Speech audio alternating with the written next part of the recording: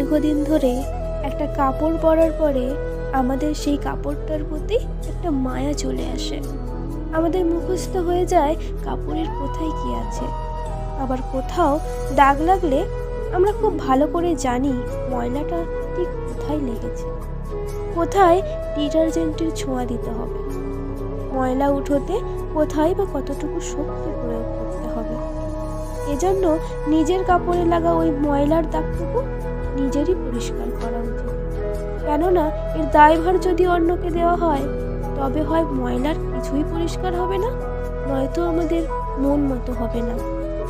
ঠিক তেমনই আমাদের নিজস্ব যে দুঃখগুলো আছে ওরাও আমাদের খুব কাছে, যার গভীরতা শুধু নিজেরই জানা। শুধুমাত্র আমরা জানি কিসের অপূর্ণতায় দুঃখরা এসে কড়া নাড়ছে আমাদের জন্য, রুক্ষ করছে হৃদয়ের কোমল দেওয়ালকে।